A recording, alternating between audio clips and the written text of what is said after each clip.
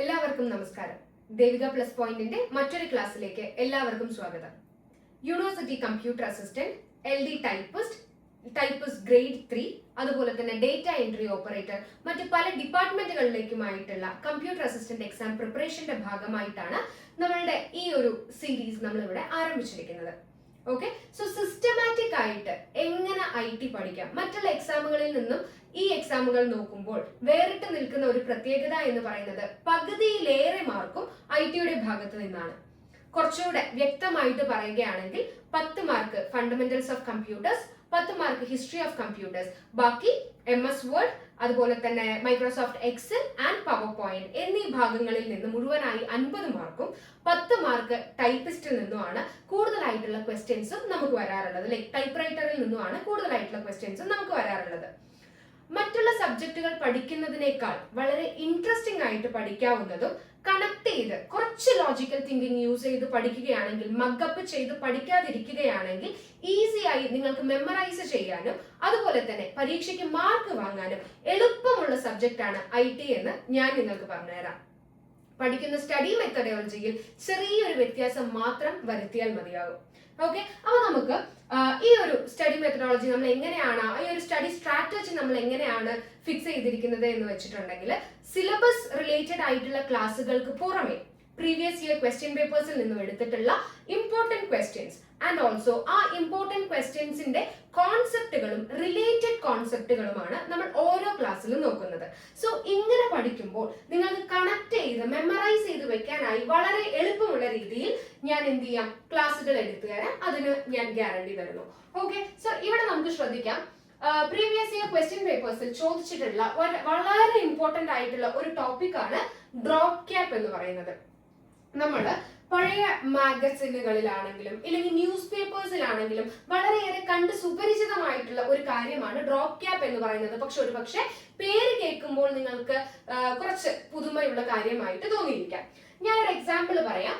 പലപ്പോഴും നമ്മൾ മലയാളം അല്ലെങ്കിൽ ഇംഗ്ലീഷ് പേപ്പേഴ്സ് വായിക്കുന്ന സമയത്ത് ആദ്യത്തെ അക്ഷരം മാത്രം കുറച്ച് വലുതാക്കി എഴുതി ബാക്കി അക്ഷരങ്ങളെല്ലാം ഇങ്ങനെ താഴെ എഴുതുന്ന അല്ലെങ്കിൽ ലൈൻസുകളെല്ലാം ഈ അക്ഷരത്തിന് സൈഡിൽ തന്നെ വരുന്ന രീതിയിലുള്ള എഴുത്ത് വിദ്യ നിങ്ങൾ പല സ്ഥലങ്ങളിലും കണ്ടിട്ടുണ്ടാവും അല്ലെ. അപ്പൊ ഇത്തരത്തിൽ എഴുതുന്ന ഒരു ഫാൻസി കൈൻഡ് ഓഫ് ടെക്സ്റ്റ് അല്ലെങ്കിൽ ഒരു ഭംഗിക്ക് വേണ്ടിയിട്ട്, ഒരു അലങ്കാരത്തിന് വേണ്ടി കൊടുക്കുന്ന ഇത്തരത്തിലുള്ള എഴുത്തുകളെയാണ് നമ്മൾ എന്ത് പേര് പറയുന്നത്, ഡ്രോപ്പ് ക്യാപ്പ് എന്ന് പറയുന്നത്. മനസ്സിലായോ? കൂടുതലും ഞാനിവിടെ മലയാളം അക്ഷരം എഴുതാനുള്ള കാരണം കൂടുതലായിട്ട് നിങ്ങൾ മലയാളം ന്യൂസ് പേപ്പേഴ്സിലായിരിക്കും ഇത്തരത്തിലുള്ള കാര്യങ്ങൾ കണ്ടിട്ടുണ്ടാവുക. ഓക്കെ, ആദ്യത്തെ അക്ഷരം മാത്രം വലുതാക്കി എഴുതി ആ അക്ഷരത്തിനോട് ചേർന്ന് ബാക്കി എഴുതാനുള്ള ലൈൻസ് മൊത്തം എഴുതുന്ന രീതിയിലുള്ള ഈ ഒരു ഫാൻസി കൈൻഡ് ഓഫ് റൈറ്റിങ്ങിനെയാണ് നമ്മൾ എന്ത് പേര് പറയുന്നത്, ഡ്രോപ്പ് ക്യാപ്പ് എന്ന് പറയുന്നത്. ഓക്കെ, പ്രീവിയസ് ഇയർ ക്വസ്റ്റ്യൻ പേപ്പേഴ്സിൽ പലതവണ ആവർത്തിച്ച് ഈ ഒരു ഭാഗത്ത് നിന്നും ക്വസ്റ്റ്യൻസ് വന്നിട്ടുണ്ട്. സോ കുറച്ചുകൂടെ ശ്രദ്ധിച്ച് നമുക്ക് പഠിക്കാം. അപ്പൊ നോക്കൂ, drop cap is a large capital letter that appears at the beginning of a paragraph. ഒരു പാരഗ്രാഫിന്റെ ഏറ്റവും ആദ്യമായി മറ്റുള്ള ലെറ്റേഴ്സിനേക്കാൾ കുറെ കൂടെ വലുതാക്കി എഴുതി കാണിച്ചിരിക്കുന്ന കാര്യങ്ങളെയാണ് അല്ലെങ്കിൽ ആ ഒരു ലെറ്ററിനെയാണ് നമ്മൾ ഡ്രോപ്പ് ക്യാപ്പ് എന്ന് പറയുന്നത്. സോ ഡ്രോപ്പ് ക്യാപ്പ് ആവാനുള്ള ഏറ്റവും മിനിമം ക്വാളിറ്റി അല്ലെങ്കിൽ ക്വാളിഫിക്കേഷൻ എന്ന് പറയുന്നത് എന്താണ്, അറ്റ്ലീസ്റ്റ് 2 or 2 ലൈൻസിന്റെ അത്രയും വലിപ്പമുള്ള ടെക്സ്റ്റ് ആയിരിക്കണം ആദ്യം എഴുതേണ്ടത്. ഓക്കെ, ഇപ്പൊ ഇവിടെ 2 ലൈൻ ഉണ്ട്. ഓക്കെ, ഈ 2 ലൈനിന് ഈ ഒരു ഐ ആണ് നമ്മൾ ഡ്രോപ്പ് ക്യാപ്പ് ആയി കൊടുക്കുന്നതെങ്കിൽ ഈ ഒരു ഐ അറ്റ്ലീസ്റ്റ് 2 ലൈൻസ് എങ്കിലും ഇൻക്ലൂഡ് ചെയ്യുന്നത് പോലെ ആയിരിക്കണം. ഓക്കെ, 2 ലൈൻ അല്ലെങ്കിൽ 2 ലൈനിലധികം, വിച്ച് മീൻസ് 3 ലൈൻസിലോട്ട് എക്സ്റ്റെൻഡ് ചെയ്ത് കിടക്കുന്ന ടൈപ്പ് ഓഫ് ലെറ്റേഴ്സ് ആയിരിക്കണം നമ്മൾ ഡ്രോപ്പ് ക്യാപ്പിൽ കൊടുക്കുന്നത്. മനസ്സിലായല്ലോ? അടുത്തത്, commonly used in magazines, news papers and books and brochures. അതിലൊക്കെയാണ് നമ്മൾ കൂടുതലായിട്ടും ബ്രോഷേഴ്സ്, ന്യൂസ് പേപ്പേഴ്സ്, അത്തരത്തിലുള്ള കാര്യങ്ങൾ മാഗസിൻസിലൊക്കെ ആയിരിക്കും ഇത്തരത്തിലുള്ള കാര്യം നമ്മൾ കൂടുതലായിട്ട് യൂസ് ചെയ്യുക. അടുത്തത്, നമ്മൾ വേർഡ്, MS വേർഡ് അല്ലെങ്കിൽ മൈക്രോസോഫ്റ്റ് പവർ പോയിന്റ്, എക്സൽ ഏതാണെങ്കിലും ഏറ്റവും ആദ്യം പഠിക്കേണ്ട കാര്യം, നിങ്ങൾ ഇങ്ങനെ ഒരു മോളിലൊരു ടൂൾ ബാർ കണ്ടിട്ടുണ്ടാവും അല്ലെ. ഇതില് ഫയല്, ഹോം, ഇൻസേർട്ട്, ഡ്രോ, ഇങ്ങനെ ഒട്ടനവധി കാര്യങ്ങളും ഉണ്ടാവും. ഓക്കെ, അപ്പൊ ഇതിൽ ഈ കാണുന്ന കാര്യങ്ങളല്ല, ഫയൽ, ഹോം, ഇൻസേർട്ട്, ഡ്രോ, ഈ കാണുന്ന കാര്യങ്ങൾക്കെല്ലാം പറയുന്ന പേരെന്താണെന്ന് ആലോചിച്ച് നോക്കൂ, ടാബ്. ഓക്കെ, ടാബ് റെഡിയാണോ? ആ ടാബിന് അണ്ടറില് ഓരോരോ ചെറിയ ഗ്രൂപ്പ്സ് ഉണ്ടാവും. ഓക്കെ, ഫോർ എക്സാമ്പിൾ ഇപ്പൊ ഞാൻ ഹോം പറയുകയാണെങ്കിൽ ഹോമിൽ നമുക്ക് എന്തൊക്കെ ഉണ്ടാകും? ചിലപ്പോൾ അവിടെ ഫോണ്ട് ഗ്രൂപ്പ് ഉണ്ടാവും. ഫോണ്ട് കഴിഞ്ഞിട്ടുണ്ടെങ്കിൽ അവിടെ പാരഗ്രാഫ് ഗ്രൂപ്പ് ഉണ്ടാവും. അല്ല, അലൈൻമെന്റ്സും കാര്യങ്ങളും എല്ലാം ചെയ്യുന്നത്, അതുപോലെ തന്നെ ബുള്ളറ്റഡ് ലിസ്റ്റ് വരുന്ന കാര്യങ്ങൾ, ലൈൻ സ്പേസിങ്, അങ്ങനത്തെ കാര്യങ്ങൾ നമുക്ക് ഇതെല്ലാം ഡീറ്റെയിൽഡ് ആയിട്ട് എക്സ്പ്ലെയിൻ ചെയ്യാം. എന്നിരുന്നാലും പാരഗ്രാഫ് എന്ന് പറയുന്ന ഒരു ഗ്രൂപ്പ് ഉണ്ട്, ഫോണ്ട് എന്ന് പറയുന്ന ഗ്രൂപ്പ് ഉണ്ട്. അപ്പൊ ഡിഫറെന്റ് ആയിട്ടുള്ള ഇവിടെ ഫോണ്ട് സ്റ്റൈലും ഫോണ്ട് സൈസും ഒക്കെ സെലക്ട് ചെയ്യാനാണ് ഈ ഒരു ഗ്രൂപ്പിന്റെ ആവശ്യകത. മനസ്സിലായല്ലോ? അപ്പൊ ഡിഫറെന്റ് ആയിട്ടുള്ള ഗ്രൂപ്പ്സ് ഉണ്ട്. അപ്പൊ അതിന്റെ ആ ഒരു കാറ്റഗറൈസേഷൻ ആലോചിച്ച് വെച്ചോളൂ. ഏറ്റവും മുകളിൽ കാണുന്ന ഈ ഹോം, ഇൻസേർട്ട്, ഡിസൈൻ, ലേഔട്ട്, ഇത്തരത്തിലുള്ള കാര്യങ്ങളെല്ലാം നമ്മൾ ടാബ് എന്നും, ആ ഓരോ ടാബിന് അണ്ടറിൽ കാണുന്ന ചെറിയ ചെറിയ കാര്യങ്ങൾ, ഇപ്പൊ ടേബിൾസ്, ഇല്ലസ്ട്രേഷൻസ്, മീഡിയ, ലിങ്ക്സ്, ഇത്തരത്തിലുള്ള കാര്യങ്ങളെ നമ്മൾ ഗ്രൂപ്പ്സ് എന്നുമാണ് പറയാറുള്ളത്. മനസ്സിലായോ? റെഡി. അപ്പൊ അങ്ങനെ നോക്കുകയാണെങ്കിൽ ഡ്രോപ്പ് ക്യാപ്പ് എന്ന് പറയുന്ന ഈ ഒരു ഓപ്ഷൻ നമുക്ക് MS വേർഡിൽ എവിടെയാണ് കാണാൻ സാധിക്കുക എന്നുള്ളതാണ് ആദ്യത്തെ ചോദ്യം. റെഡി? അപ്പൊ നോക്കിക്കോളൂ, ഇൻസേർട്ട് ടാബിലെ ടെക്സ്റ്റ് ഗ്രൂപ്പിനകത്തെ ഓപ്ഷൻ ആണ് എന്തെന്ന് പറയുന്നത്? ഡ്രോപ്പ് ക്യാപ്പ് എന്ന് പറയുന്നത്. മറന്നു പോരുത്, ഇൻസേർട്ട് ടാബിലെ ടെക്സ്റ്റ് ഗ്രൂപ്പിനകത്ത് കാണപ്പെടുന്ന ഒരു ഓപ്ഷൻ ആണ് ഡ്രോപ്പ് ക്യാപ്പ് എന്ന് പറയുന്നത്. അപ്പൊ ഇവിടെ നോക്കൂ, ഞാൻ ഇവിടെ കൊടുത്തിട്ടുണ്ട്. മനസ്സിലായോ? അപ്പൊ ഇൻസേർട്ട് ടാബിനകത്താണ് മെയിൻ ആയിട്ട് നമുക്ക് ടേബിൾ ആഡ് ചെയ്യണമെങ്കിൽ, അല്ലെങ്കിൽ നമുക്ക് എന്താണ് പല pictures, shapes, illustrations, 3D images, ഇങ്ങനത്തെ കാര്യങ്ങളെല്ലാം നമുക്ക് ആഡ് ഓൺ ചെയ്യണമെങ്കിൽ, അല്ലെങ്കിൽ നമ്മുടെ ഡോക്യുമെന്റിലോട്ട് ആഡ് ചെയ്യണമെങ്കിൽ നമ്മൾ ഏറ്റവും മെയിൻ ആയിട്ട് യൂസ് ചെയ്യുന്ന ടാബാണ് ഇൻസേർട്ട് ടാബ് എന്ന് പറയുന്നത്. ഓക്കെ, നമ്മൾ സിലബസ് വൈസ് ആയിട്ടുള്ള വീഡിയോ ക്ലാസ്സസ് നമ്മൾ കവർ ചെയ്യുന്ന സമയത്ത് ഈ ഓരോ ടാബിനെ കുറിച്ചും അതിനകത്ത് ഓരോ ഗ്രൂപ്പ്സിനെ കുറിച്ചും ആ ഗ്രൂപ്പ്സിലുള്ള ഓരോ ഓപ്ഷൻസിനെ കുറിച്ചും നമ്മൾ എന്ത് ചെയ്യുന്നുണ്ട്? ഡിസ്കസ് ചെയ്യുന്നുണ്ട്. ഓക്കെ, അപ്പൊ നമ്മുടെ സിലബസ് വൈസ് ക്ലാസ്സസ് കണ്ടൊരു കുട്ടിക്ക് വളരെ ഈസി ആയിട്ട് നമുക്ക് എന്ത് ചെയ്യാനായിട്ട് പറ്റും? ഡ്രോപ്പ് ക്യാപ്പ് എവിടെ കിടക്കുന്നത് എന്നുള്ളത് ഒരു വിത്തിൻ ഫ്രാക്ഷൻ ഓഫ് സെക്കൻഡ്സിൽ ആലോചിച്ചെടുക്കാൻ പറ്റും. മനസ്സിലായോ? അപ്പൊ നമ്മുടെ സിലബസ് ക്ലാസ്സസിന്റെ പ്രത്യേകത അതാണ്. എല്ലാ കാര്യങ്ങളും വളരെ ഡീറ്റെയിൽഡ് ആയിട്ട് ആ ഒരു സിലബസ് വെച്ച് തന്നെ നമ്മൾ പഠിക്കുന്ന സമയത്ത് ഓരോ കാര്യങ്ങളും നമ്മുടെ മനസ്സിൽ പതിയുന്ന അത്രയും ആഴത്തിൽ എന്ത് ചെയ്തിട്ടുണ്ടാവും? പതിഞ്ഞിട്ടുണ്ടാവും. അപ്പൊ നോക്കൂ, ഡ്രോപ്പ് ക്യാപ്പ് എന്ന് പറയുന്നത് നമ്മൾ എവിടെയാ കാണുന്നത് എന്ന് പറഞ്ഞത് ഇൻസേർട്ട് ടാബിലെ ടെക്സ്റ്റ് ഗ്രൂപ്പിനകത്ത് ഓപ്ഷൻ ആണ് ഡ്രോപ്പ് ക്യാപ്പ് എന്ന് പറയുന്നത്. ഓക്കെ ആണല്ലോ? പ്രീവിയസ് ഇയർ ക്വസ്റ്റ്യൻ പേപ്പേഴ്സിൽ ചോദിക്കുന്ന വളരെ ഇമ്പോർട്ടന്റ് ആയിട്ടുള്ള ഒരു ചോദ്യം കഴിഞ്ഞു. ഇനി അടുത്ത വളരെ ഇമ്പോർട്ടന്റ് ആയിട്ടുള്ള മറ്റൊരു കാര്യമാണ് ഡ്രോപ്പ് ക്യാപ്പിന്റെ ടൈപ്സ്. ഓക്കെ, ഡ്രോപ്പ് ക്യാപ്പിന്റെ ടൈപ്സ്. ഡ്രോപ്പ് ക്യാപ്പ് 2 ടൈപ്സിലാണ് കൂടുതലും കാണാറുള്ളത്. Okay, 2 types of drop caps. ആദ്യത്തേത് ഡ്രോപ്ഡ്. റെഡി? രണ്ടാമത്തേതോ in margin. Okay, in margin. അപ്പൊ നമുക്ക് നോക്കാം, ഡ്രോപ്ഡ് എന്ന് പറയുന്ന ഈ ഒരു ഭാഗത്തെ ഇല്ലെങ്കിൽ ഡ്രോപ്ഡ് എന്ന് പറയുന്ന ഈ ഒരു ടൈപ്പ് കൊണ്ട് നമ്മൾ എന്താണ് ഉദ്ദേശിക്കുന്നത് എന്നുള്ളത് ഞാൻ നേരത്തെ തന്നെ പറഞ്ഞിരുന്നു. നമ്മളൊരു കാര്യം എഴുതുകയാണ്, അല്ലെങ്കിൽ ഫസ്റ്റ് ലെറ്റർ മാത്രം നമ്മൾ വലുതാക്കി കൊടുത്തു, അതിനുശേഷം ഒരു 3 ലൈൻ അല്ലെങ്കിൽ 4 ലൈൻ എന്ത് ചെയ്തിട്ടുണ്ട്? ഈ ഒരു ലെറ്ററിനോട് ചേർന്ന് തന്നെ വന്നിട്ടുണ്ട്. ഓക്കെ, അപ്പൊ ഇത്തരത്തിലുള്ള എഴുത്ത് രീതി. ഓക്കെ, സ്റ്റാർട്ടിംഗ് ഓഫ് ദ പാരഗ്രാഫിലെ ലെറ്റർ മാത്രം വലുതാക്കി കൊടുക്കുന്നു, ആൻഡ് അവിടെ നിന്ന് തന്നെ ബാക്കി എല്ലാ ലൈൻസും എന്ത് ചെയ്യുന്നു? സ്റ്റാർട്ട് ചെയ്യുന്നു. ഓക്കെ, അപ്പൊ ഇവിടെ നമ്മൾ എന്താ പറയാ, എന്തെങ്കിലുമൊക്കെ ഇങ്ങനെ എഴുതി പോകുന്ന ഈ ഒരു ടൈപ്പ് ഓഫ് എഴുത്ത്, അതിനെയാണ് നമ്മൾ ഡ്രോപ്ഡ് എന്ന് പറയുന്നത്. ഓക്കെ, നേരെ മറിച്ച് ഇൻ മാർജിൻ എന്ന് പറയുന്നത് എന്താണ്? ഈ വലുതാക്കി എഴുതുന്ന അല്ലെങ്കിൽ ക്യാപിറ്റലൈസ് ചെയ്ത് എഴുതുന്ന അക്ഷരം ഉണ്ടല്ലോ, വിച്ച് മീൻസ് ഇപ്പൊ ഇത് മാ എന്ന് മാത്രമല്ല, ഇപ്പൊ നമ്മളിപ്പോ ഇവിടുത്തെ എ ആണെന്നിരിക്കട്ടെ. ഓക്കെ, ഈ എ എന്ന് പറയുന്ന ലെറ്റർ നമ്മൾ എവിടെ എഴുതുക? മാർജിന് വെളിയില്. ഓക്കെ, മാർജിന് പുറത്ത് എഴുതുന്ന തരത്തിലുള്ള ഒരു ഡ്രോപ്പ് ക്യാപ്പിന്റെ ടൈപ്പ് ആണ് നമ്മൾ ഇൻ മാർജിൻ എന്ന് പറയുന്നത്. റെഡി? മനസ്സിലായോ? അപ്പൊ ഡ്രോപ്ഡ്, ഇൻ മാർജിനും, അങ്ങനെ 2 തരത്തിലുള്ള ടൈപ്സ് ആണ് നമുക്ക് ഡ്രോപ്പ് ക്യാപ്പിന് വേണ്ടി കൂടുതലായിട്ടും ഉള്ളത്. അപ്പൊ അതില് ഡ്രോപ്ഡ് എന്ന് പറയുന്നത് എന്താണ്? Large initial letter drops down into the paragraph. ഒരു പാരഗ്രാഫിന്റെ സ്റ്റാർട്ടിങ്ങിൽ നമ്മൾ എന്ത് ചെയ്യുന്നു? ആ ഒരു ക്യാപിറ്റലൈസ് ചെയ്യുന്ന സമയത്ത് ആ പാരഗ്രാഫിൽ തന്നെയാണ് ഫസ്റ്റ് ലെറ്റർ എന്ത് ചെയ്യുന്നത്? ഇൻക്ലൂഡ് ചെയ്യുന്നത്. ഞാൻ പറഞ്ഞതുപോലെ ഫസ്റ്റ് ലെറ്റർ ഇങ്ങനെ എഴുതി ബാക്കി എല്ലാം പാരഗ്രാഫ് ആസ് യൂഷ്വൽ പോകുന്ന ഒരു രീതിക്കാണ് നമ്മൾ എന്ത് പേര് പറയുന്നത്? ഡ്രോപ്ഡ് എന്ന് പറയുന്നത്. നേരെ മറിച്ച് ഇൻ മാർജിൻ ആണെങ്കിൽ ഒരു പേജ് ഉണ്ടെങ്കിൽ ഇതാണ് അതിന്റെ മാർജിൻ എന്നുണ്ടെങ്കിൽ ക്യാപിറ്റലൈസ് ചെയ്ത് എഴുതുന്ന അക്ഷരം എവിടെ എഴുതും? ആ ഒരു മാർജിന് പുറത്തോട്ട് എഴുതുന്ന രീതിയാണ് ഇൻ മാർജിൻ എന്ന് പറയുന്നത്.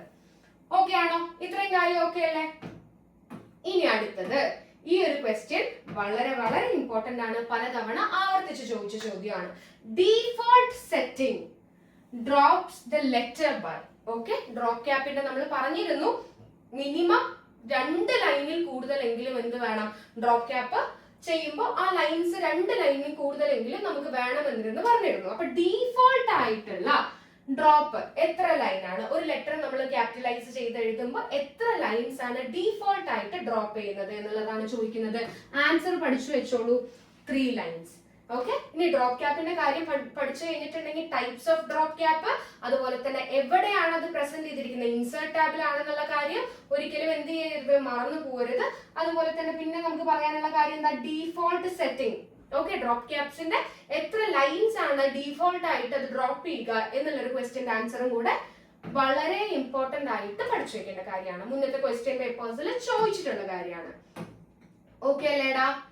അപ്പോ റെഡി. ഇത് ജസ്റ്റ് ഒരു അബ്രീവിയേഷൻ ആണ്. ഡ്രോപ്പ് ക്യാപ്പ് എന്ന് പറയുന്നത് എന്താണ്, എന്തിനാണ്, നമ്മൾ ടെക്സ്റ്റിൽ വളരെ ഭംഗിക്ക് വേണ്ടിയിട്ട് അല്ലെ, നമ്പേഴ്സും സിമ്പിൾസിനൊക്കെ ലൈക് അക്ഷരങ്ങൾക്ക് മാത്രം, ലെറ്റേഴ്സിന് മാത്രമേ നമുക്ക് കൊടുക്കാൻ പറ്റുള്ളൂ. നമ്പേഴ്സിനോ സിമ്പിൾസിനോ എന്ത് അപ്ലൈ ചെയ്യാൻ പറ്റില്ല, ഡ്രോപ്പ് ക്യാപ്പ് അപ്ലൈ ചെയ്യാൻ പറ്റില്ല. ഓക്കെ, ഈ ഒരു പോയിന്റ് വളരെ ഇമ്പോർട്ടന്റ് ആയി പഠിച്ചു വെക്കുക. കാരണം ഡേറ്റ എൻട്രി ഓപ്പറേറ്റർ എക്സാമുകൾക്ക് സാധാരണ രീതിയിൽ ചോദിക്കുന്ന ചോദ്യങ്ങൾ എങ്ങനെയായിരിക്കും, കുറച്ചുകൂടെ സ്ട്രെയിറ്റ് ഫോർവേഡ് ആയിരിക്കും. ഓക്കെ, ഈസി ആയിട്ട് നമുക്ക് എന്ത് ചെയ്യാൻ പറ്റും, ആൻസർ ചെയ്യാൻ പറ്റുന്ന രീതിയിലുള്ള വളരെ സിമ്പിൾ ആയിട്ട് വളരെ ഈസി ആയിട്ട് ചോദിക്കുന്ന ചോദ്യങ്ങളായിരിക്കും. പക്ഷേ ഇത്തരത്തിൽ കമ്പ്യൂട്ടർ അസിസ്റ്റന്റ് എക്സാമുകൾക്ക് നിങ്ങൾ അത്തരത്തിലുള്ള ഒരു ക്വസ്റ്റ്യൻ പ്രതീക്ഷിക്കുകയേ വേണ്ട. ഓക്കെ, ക്വസ്റ്റ്യൻസിന്റെ സ്റ്റാൻഡേർഡ് എന്ന് പറയുന്നത് മറ്റുള്ള ക്വസ്റ്റ്യൻസിനേക്കാൾ അല്ലെങ്കിൽ മറ്റുള്ള എക്സാംസുകളേക്കാൾ കുറെ കൂടെ കൂടുതലായിരിക്കും. ആപ്ലിക്കേഷൻ ലെവൽ ക്വസ്റ്റ്യൻസ് ആവാം, അല്ലെങ്കിൽ സ്റ്റേറ്റ്മെന്റ് കൈൻഡ് ഓഫ് ക്വസ്റ്റ്യൻസ് ആവാം. ഒരു പക്ഷെ ഒരു ക്വസ്റ്റ്യൻ നിങ്ങളെ ഒരു 2 സെക്കൻഡ് 3 സെക്കൻഡ് ചിന്തിപ്പിക്കുന്ന രീതിയിലുള്ള ക്വസ്റ്റ്യൻസ് ആയിരിക്കും കൂടുതലായിട്ടും ചോദിക്കുക. അപ്പൊ ഞാൻ എന്നും പറയുന്നത് പോലെ എക്സാമിന് വേണ്ടി നിങ്ങൾ പ്രിപ്പയർ ചെയ്യുന്ന സമയത്ത് എപ്പോഴും ആലോചിച്ച് വെക്കുക, ഒരു ക്വസ്റ്റ്യന്റെ ആൻസർ നിങ്ങൾക്ക് അറിയില്ല എങ്കിൽ അയ്യോ ഞാനിത് പഠിച്ചിട്ടില്ല എന്ന് പറഞ്ഞ് വിടരുത്. ഒരു പക്ഷേ അതിന്റെ ഓപ്ഷൻസിലൂടെ അല്ലെങ്കിൽ ആ ഒരു ക്വസ്റ്റ്യനിലൂടെ നിങ്ങൾ ഒരു 1-2 തവണ പോവുക, എവിടെയെങ്കിലും നിങ്ങൾക്കൊരു ക്ലിക്ക് കിട്ടും. ഓക്കെ, കാരണം അതുമായി റിലേറ്റ് ചെയ്തിട്ടുള്ള എന്തെങ്കിലും ഒരു കാര്യം നമ്മൾ മുന്നേ പഠിച്ചു കാണും. മനസ്സിലായോ? അപ്പൊ ഇത് ഒന്ന് ലോജിക്കലി ഇത് ഇങ്ങനെ ആയിരിക്കോ, ഇതുമായിട്ട് ഇതിന് എന്താണ് കണക്ഷൻ തുടങ്ങിയിട്ടുള്ള കാര്യങ്ങൾ ഒന്ന് ആലോചിച്ച് കഴിഞ്ഞിട്ടുണ്ടെങ്കിൽ, ഒരു ചെറിയ ലോജിക്ക് നിങ്ങൾ അപ്ലൈ ചെയ്ത് കഴിഞ്ഞിട്ടുണ്ടെങ്കിൽ ഈസി ആയി നിങ്ങൾക്ക് എന്ത് ചെയ്യാനായിട്ട് പറ്റും, ആൻസറിലോട്ട് എത്താനായിട്ട് പറ്റും. ഐടിയുടെ മെയിൻ ആയിട്ടുള്ള ഒരു ഗുണം എന്ന് പറയുന്നത് അത്തരത്തിലാണ്. അപ്പൊ ഞാൻ അതുകൊണ്ടാണ് പറയുന്നത്, നോട്ട് ഓൺലി മഗ്ഗിങ് അപ്പ്, നിങ്ങൾ മഗ്ഗപ്പ് ചെയ്ത് പഠിക്കാതെ ഓരോ കാര്യങ്ങളും മനസ്സിലാക്കി പഠിക്കുക. മനസ്സിലായോ? നമ്മൾ ഐ ടി എന്ന് പറയുന്നത് നമ്മുടെ ദൈനംദിന ജീവിതത്തിൽ, നമ്മുടെ ഡേ ടു ഡേ ലൈഫിൽ എപ്പോഴും യൂസ് ചെയ്തുകൊണ്ടിരിക്കുന്ന കാര്യങ്ങളാണ് അല്ലെ. അപ്പൊ നമ്മൾ വേർഡ് ആണെങ്കിലും പവർ പോയിന്റ് ആണെങ്കിലും എക്സൽ ആണെങ്കിലും ഒക്കെ നമ്മൾ ഡെയിലി യൂസ് ചെയ്യുന്ന കാര്യങ്ങളാണ്. ആൻഡ് ഓൾസോ നമ്മുടെ കയ്യിലുള്ള കമ്പ്യൂട്ടറിന്റെ കമ്പോണൻസിനെ കുറിച്ച് അല്ലെങ്കിൽ ഹിസ്റ്ററിയെ കുറിച്ച് പഠിക്കുക എന്ന് പറയുന്നത് നമുക്ക് വളരെ ഇമ്പോർട്ടന്റ് ആയിട്ടുള്ള ഒരു കാര്യമാണ്. നമുക്കത് ഇൻട്രസ്റ്റിംഗ് ആയിട്ടുള്ള ഒരു ഫാക്ട് ആണ്. സോ ഞാൻ പറയുന്നത് എന്താണെന്ന് വെച്ചിട്ടുണ്ടെങ്കിൽ, ഐ ടി നിങ്ങൾ ഇങ്ങനെ പഠിച്ചു കഴിഞ്ഞിട്ടുണ്ടെങ്കിൽ റാങ്ക് മേക്കിംഗ് ക്വസ്റ്റ്യൻസ്, ഞാൻ പറയാം, റാങ്ക് മേക്കിംഗിന് വേണ്ടിയിട്ടുള്ള എല്ലാ മാർക്സും നിങ്ങൾക്ക് കിട്ടാൻ പോകുന്നത് ഐ ടിയുടെ ഭാഗത്തു നിന്നാണ്. ഓക്കെ, സോ നിങ്ങൾ ഐ ടിയിൽ കുറച്ചുകൂടി ഇൻട്രസ്റ്റ് കാണിക്കുകയാണെങ്കിൽ നിങ്ങളുടെ ഡ്രീം ജോബിലോട്ട് ഈസി ആയിട്ട് നിങ്ങൾക്ക് എത്താനായിട്ട് പറ്റും. And I can assure that നമ്മളുടെ സിലബസ് ക്ലാസ്സസും അതുപോലെ തന്നെ നമ്മുടെ പ്രീവിയസ് ഇയർ ക്വസ്റ്റ്യൻ പേപ്പർ ഡിസ്കഷൻസും കണ്ടൊരു കുട്ടിക്ക് ഉറപ്പായിട്ടും ഐ ടിയിൽ നല്ല മാർക്ക് സ്കോർ ചെയ്യാൻ പറ്റും. ഓക്കെ, കാരണം നമ്മളുടെ ആ ഒരു സ്റ്റഡി മെത്തഡോളജിയും അങ്ങനെയാണ്. നിങ്ങൾക്ക് ചുമ്മാ പ്രഷർ ചെയ്യുന്ന പോലെയോ അല്ലെങ്കിൽ കാര്യങ്ങൾ സ്റ്റഫ് ചെയ്യുന്നത് പോലെയുള്ള ക്ലാസ്സസ് അല്ല നമ്മൾ കൂടുതലും കൊടുക്കുന്നത്. ഒന്നിൽ നിന്ന് ഒന്ന് എങ്ങനെ കണക്ട് ചെയ്ത് പോകാം എന്നുള്ള രീതിയിൽ, അതുപോലെ തന്നെ പ്രീവിയസ് ഇയർ ക്വസ്റ്റ്യൻസിനെ കൂടെ ഫോക്കസ് ചെയ്യുന്ന രീതിയിലുള്ള ക്വസ്റ്റ്യൻസ് ആണ് കൂടുതലായിട്ട് നമ്മൾ എന്ത് ചെയ്യുന്നത്, ഡിസ്കസ് ചെയ്തുകൊണ്ടിരിക്കുന്നത്. സോ ഈ ക്ലാസ്സസ് നിങ്ങൾ കുറെ കൂടെ എന്ത് ചെയ്യുക, വളരെ എഫീഷ്യന്റ് ആയിട്ട് ഇരുന്ന് കാണാം, കുറെ കൂടെ ശ്രദ്ധ കൊടുത്തുകൊണ്ട് കാണാം. ഈസി ആയിട്ട് നിങ്ങൾക്ക് എന്ത് ചെയ്യാനായിട്ട് പറ്റും, കാര്യങ്ങൾ മെമ്മറൈസ് ചെയ്യാനും എക്സാമിൽ പെർഫോം ചെയ്യാനായിട്ടും നിങ്ങൾക്ക് പറ്റും. റെഡി? അപ്പൊ അടുത്തത് നമ്മൾ ഡെക്കറേറ്റീവ് ആയിട്ടുള്ള പർപ്പസസിന് വേണ്ടിയിട്ട് പ്രൊഫഷണലിസം കൂട്ടാനൊക്കെയാണ് നമ്മൾ എന്ത് ചെയ്യുന്നത്, കൂടുതലായിട്ട് ഡ്രോപ്പ് ക്യാപ്പ് യൂസ് ചെയ്യുന്നത്. ലെറ്റേഴ്സിനോ ലൈക് നമ്പേഴ്സിനോ സിമ്പിൾസിനോ നമുക്ക് എന്ത് ചെയ്യാനായിട്ട് പറ്റില്ല, ഡ്രോപ്പ് ക്യാപ്പ് അപ്ലൈ ചെയ്യാനായിട്ട് പറ്റില്ല. വാക്കുകൾക്ക് ലൈക് ലെറ്റേഴ്സിന് മാത്രമാണ് നമുക്ക് എന്ത് ചെയ്യാനായിട്ട് പറ്റുക, ഡ്രോപ്പ് ക്യാപ്പ് അപ്ലൈ ചെയ്യാനായിട്ട് പറ്റുക. റെഡി അല്ലേ? ഓക്കേടാ, അപ്പൊ ഇതാണ് ആദ്യത്തെ ചോദ്യം. What is the default number of the lines to drop in drop cap? നമ്മൾ ഓൾറെഡി പഠിച്ചതാണ് അല്ലെ. ഡിഫോൾട്ട് ആയിട്ടുള്ളത് എത്രയാണ്? 3 എന്നുള്ള ആൻസർ നമ്മൾ ഓൾറെഡി പഠിച്ചിട്ടുള്ളതാണ്. നേരെ നോക്കൂ, മാക്സിമം വാല്യൂ ഡ്രോപ്പ് ക്യാപ്പ് ചെയ്യുന്ന സമയത്ത് നമുക്ക് മാക്സിമം എത്ര ലൈൻസിനെ എന്ത് ചെയ്യാം? ഡ്രോപ്പ് ചെയ്യാം. 10 ആണ് മാക്സിമം. ഫസ്റ്റ് ഒരു ലെറ്റർ നമ്മൾ ക്യാപിറ്റലൈസ് ചെയ്തിട്ടുണ്ടെങ്കിൽ മാക്സ് ടു മാക്സ് ഒരു 10 ലൈന് വരെ നമുക്ക് എന്ത് ചെയ്യാനായിട്ട് പറ്റുള്ളൂ? ഇതിൽ ഇൻക്ലൂഡ് ചെയ്യാനായിട്ട് പറ്റുള്ളൂ. മനസ്സിലായല്ലോ? ഡിഫോൾട്ട് വാല്യൂ എന്ന് പറയുന്നത് 3. ഇത്രയും കാര്യങ്ങൾ ക്ലിയർ ആണല്ലോ ഡ്രോപ്പ് ക്യാപ്പിന്റെ കാര്യത്തില്? അടിപൊളി. ഇനി നമുക്ക് അടുത്തൊരു ടോപ്പിക്കിലോട്ട് പോവാം. ഓക്കെ, അപ്പൊ നമ്മള് മൈക്രോസോഫ്റ്റ് വേർഡിന്റെ ഭാഗത്ത് നിന്നും വളരെ ഇമ്പോർട്ടന്റ് ആയിട്ട് എപ്പോഴും ചോദിക്കാറുള്ള ഡ്രോപ്പ് ക്യാപ്പ് എന്ന് പറയുന്ന ഒരു ഭാഗത്തെ കുറിച്ച് പഠിച്ചു കഴിഞ്ഞു. അടുത്തത് നോക്കൂ, ഹൈഫണേഷൻ. ഈ ഒരു ഭാഗത്തും കൂടുതലായിട്ടും എന്ത് ചെയ്യാറുണ്ട്? ചോദ്യങ്ങൾ ചോദിക്കാറുണ്ട്. പ്രീവിയസ് ഇയർ ക്വസ്റ്റ്യൻ പേപ്പേഴ്സിൽ ചോദ്യങ്ങൾ ചോദിച്ചിട്ടുണ്ട്. മനസ്സിലായോ? അപ്പൊ ഹൈഫണേഷൻ എന്നൊക്കെ പറയുന്നത് നമ്മള് അത്ര പെട്ടെന്ന് അങ്ങോട്ട് എന്ത് ചെയ്യാറില്ല, എപ്പോഴും പഠിച്ച് തുടങ്ങാറില്ല, അല്ലെങ്കിൽ പഠിച്ചെത്താറില്ലാത്ത തരത്തിലുള്ള ടോപ്പിക്സുകളാണ്. അപ്പൊ ഇവിടെ നോക്കൂ, ഹൈഫണേഷൻ എന്ന് പറയുന്നത് ഒന്നുമല്ല, നമ്മളിപ്പോ ഒരു നോട്ട്ബുക്കിൽ നമ്മൾ പണ്ട് മുതലേ നോട്ടില് കാര്യങ്ങൾ മെൻഷൻ ചെയ്തുകൊണ്ടിരിക്കുന്ന സമയത്ത് ഒരു ലെറ്റർ എഴുതിക്കൊണ്ടിരിക്കുക, അല്ലെങ്കിൽ ഒരു വാക്ക് എഴുതിക്കൊണ്ടിരിക്കുമ്പോൾ, ഒരു വേർഡ് എഴുതിക്കൊണ്ടിരിക്കുമ്പോൾ ഇവിടെ വെച്ച് എന്തായി? ബ്രേക്ക് ആയി അല്ലെ. അപ്പൊ നെക്സ്റ്റ് ലൈനില് അതിന്റെ ബാക്കി പകുതി സ്പെല്ലിംഗ് നമ്മൾ എഴുതുകയാണെങ്കിൽ നമ്മൾ എന്ത് ഇൻഡിക്കേറ്റ് ചെയ്യും? ഓക്കെ, ഇതിന്റെ പകുതിയാണ് നെക്സ്റ്റ് ലൈനിന്റെ സ്റ്റാർട്ടിങ്ങിൽ എന്ന് അറിയിക്കാൻ വേണ്ടിയിട്ട് നമ്മൾ ഇവിടെ ഒരു ഹൈഫൻ മാർക്ക് ഇടും. കറക്റ്റ് അല്ലേ? ഇത് നമ്മൾ എല്ലാവരും നോട്ട്ബുക്കിൽ ഒരു വേർഡിനെ നമ്മൾ സ്പ്ലിറ്റ് ചെയ്ത് എഴുതുന്ന സമയത്ത് ചെയ്യാറുള്ള പരിപാടിയാണ്. ഇതേ കാര്യത്തിന് തന്നെയാണ് കമ്പ്യൂട്ടറിന്റെ ഭാഷയിൽ നമ്മൾ എന്ത് പേര് പറയുന്നത്? ഹൈഫനേഷൻ എന്ന് പറയുന്നത്. ക്ലിയർ ആണല്ലോ? നോട്ട്ബുക്കിൽ നമ്മൾ ഒരു വാക്കിനെ മുറിച്ചെഴുതുന്ന സമയത്ത് നമ്മൾ ഫോളോ ചെയ്യുന്ന പ്രൊസീജിയർ എന്താണോ ആ കാര്യത്തിനെ തന്നെയാണ് ഹൈഫനേഷൻ എന്നുള്ള കാര്യമായിട്ട് കമ്പ്യൂട്ടറിന്റെ ഭാഷയിൽ പറയുന്നത്. സെറ്റ്? അപ്പോൾ നോക്കൂ, hyphenation is the process of splitting the words at the end of a line using a hyphen. ഹൈഫന്റെ സഹായത്തോടു കൂടി ഒരു ലൈനിന്റെ എൻഡിൽ വരുന്ന ഒരു വാക്കിനെ സ്പ്ലിറ്റ് ചെയ്യുന്ന പ്രോസസ്സിന് നമ്മൾ പറയുന്ന പേരാണ് hyphenation. Okay, MS Word can either do this automatically or you can do that manually. നമുക്ക് ഒന്നുമില്ലെങ്കിൽ മാനുവൽ ആയിട്ട് ഹൈഫനേഷൻ ചെയ്യാം, അല്ലെങ്കിൽ MS Wordന് ഓട്ടോമാറ്റിക്കൽ ആയിട്ട് ഹൈഫനേഷൻ ചെയ്യാനുള്ള കഴിവുണ്ട്. റെഡി അല്ലേ? അപ്പൊ നമുക്ക് ഇവിടെ നോക്കൂ, ടൈപ്സ് ഓഫ് ഹൈഫനേഷൻ നമുക്ക് പഠിക്കാനുണ്ട്. ഇപ്പൊ പ്രീവിയസ് ഇയർ ക്വസ്റ്റ്യൻ പേപ്പറിൽ വന്ന ഒരു ക്വസ്റ്റ്യൻ നിങ്ങൾ കേട്ടോളൂ. 4 ഓപ്ഷൻസ് തന്നു. ഓക്കെ, 4 ഡിഫറെന്റ് ആയിട്ടുള്ള ഓപ്ഷൻസ് തന്നിട്ട് ഈ തന്നിരിക്കുന്ന ഓപ്ഷൻസിൽ വാലിഡ് ആയിട്ടുള്ള അല്ലെങ്കിൽ കറക്റ്റ് അല്ലാത്ത ഹൈഫനേഷൻ ഏതാണ്, വാലിഡ് അല്ലാത്ത ഹൈഫനേഷൻ ഏതാണ് എന്നുള്ളതായിരുന്നു ചോദ്യം വന്നത്. സോ അതുകൊണ്ടാണ് ഞാൻ പറഞ്ഞത്, ഇത്തരം ക്വസ്റ്റ്യൻസ് ഒരിക്കലും നിങ്ങൾക്ക് എന്ത് ചെയ്യില്ല, ഡയറക്റ്റ് ആയിട്ട് അങ്ങ് എഴുതുന്നത് പോലെയുള്ള ക്വസ്റ്റ്യൻസിന്റെ ആൻസർ അല്ലെങ്കിൽ ചോദ്യങ്ങൾ ചോദിക്കില്ല. ഇത്തരത്തില് ടൈപ്സിനെ കുറിച്ച് മുഴുവനായിട്ട് അറിയണം. അപ്പൊ ഞാൻ പറയട്ടെ, ഇത്തരത്തിലുള്ള ഒരു ക്വസ്റ്റ്യൻ ആൻസർ ചെയ്യുന്ന ഒരാൾക്ക് ഉറപ്പായിട്ടും ടൈപ്സ് ഓഫ് ഹൈഫനേഷൻ ഏതൊക്കെയാണെന്നുള്ളത് അറിയണം. മനസ്സിലായോ? 3 ടൈപ്പ് ഓഫ് ഹൈഫനേഷൻ ഉണ്ട്, അല്ലെങ്കിൽ 4 ടൈപ്പ് ഓഫ് ഹൈഫനേഷൻ ഉണ്ട്, അല്ലെങ്കിൽ വേറെ എന്ത് കാര്യം ആയിക്കോട്ടെ, നമ്മൾ അത് ആലോചിച്ച് വെക്കണം. നമ്മൾ ഇതെല്ലാം നമുക്ക് അറിയുന്ന ഒരു വ്യക്തിക്ക് മാത്രമേ ഏതാണ് അതിൽ വാലിഡ് അല്ലാത്ത ആൻസർ എന്ന് കണ്ടുപിടിക്കാൻ അറിയുള്ളൂ അല്ലെ. ഈസി ആയിട്ട് നമുക്ക് ഒരു ആൻസർ ഉണ്ടെങ്കിൽ അത് വാലിഡ് ആയിട്ടുള്ള ആൻസർ ഏതാണെന്ന് കണ്ടുപിടിക്കാൻ വളരെ എളുപ്പമാണ്. വാലിഡ് അല്ലാത്ത ആൻസർ കണ്ടുപിടിക്കാനാണ് കഷ്ടം. സോ അത് ഡീറ്റെയിൽഡ് ആയിട്ട് അറിയണം. മനസ്സിലായോ? അപ്പൊ നിങ്ങൾ എങ്ങനെ പഠിക്കണം എന്നുള്ളത് മനസ്സിലായല്ലോ. റെഡി അല്ലേ? നോക്കൂ, ഓട്ടോമാറ്റിക് ആൻഡ് മാനുവൽ ഹൈഫനേഷനെ കുറിച്ച് നമ്മൾ ഓൾറെഡി സംസാരിച്ചു കഴിഞ്ഞു. കാരണം ഓട്ടോമാറ്റിക് ആയിട്ട് ഒരു വേർഡ് അവിടെ വെച്ച് പകുതിക്ക് മുറിഞ്ഞു പോവുകയാണെന്ന് വെച്ചിട്ടുണ്ടെങ്കിൽ കമ്പ്യൂട്ടറിന് ഓട്ടോമാറ്റിക്കലി ഹൈഫൻസ് ആഡ് ചെയ്യാനുള്ള കഴിവ് കൊടുക്കുന്നതിനാണ് ഓട്ടോമാറ്റിക് ഹൈഫനേഷൻ എന്ന് പറയുന്നത്. അല്ലെങ്കിൽ മാനുവൽ ഹൈഫനേഷൻ എന്താണ്? നമ്മൾക്ക് അവിടെ കാണിച്ചു തരും. ഓക്കെ, ഇവിടെ ഒരു ഹൈഫൻ ആവശ്യമുണ്ട്, നിങ്ങൾക്കത് അവിടെ അപ്ലൈ ചെയ്യണമോ വേണ്ടയോ എന്നുള്ളത് യൂസറുടെ ഇഷ്ടത്തിന് വിട്ടു തരുന്ന ടൈപ്പ് ഓഫ് ഹൈഫനേഷനെയാണ് മാനുവൽ ഹൈഫനേഷൻ എന്ന് പറയുന്നത്. ഓക്കെ, അപ്പൊ ഇവിടെ ഏതെങ്കിലും ഒരു ലെറ്റർ ഇവിടെ ബ്രേക്ക് ചെയ്തിട്ടുണ്ടെങ്കിൽ ഇവിടെ ഒരു ഹൈഫൻ ആവശ്യമുണ്ട് എന്നുള്ള രീതിയിൽ ആര് നമുക്ക് കാണിച്ചു തരും? കമ്പ്യൂട്ടർ നമുക്ക് കാണിച്ചു തരും. അത് നമുക്ക് അവിടെ ഹൈഫൻ കൊടുക്കണോ വേണ്ടയോ എന്നുള്ളത് ആർക്ക് തീരുമാനിക്കാം? യൂസേഴ്സിന് തീരുമാനിക്കാം. അതാണ് മാനുവൽ ഹൈഫനേഷൻ എന്ന് പറയുന്നത്. അടുത്തത് നോക്കൂ, optional or soft hyphen. Okay, വളരെ ഇമ്പോർട്ടന്റ് ആയിട്ടുള്ള കാര്യമാണ്.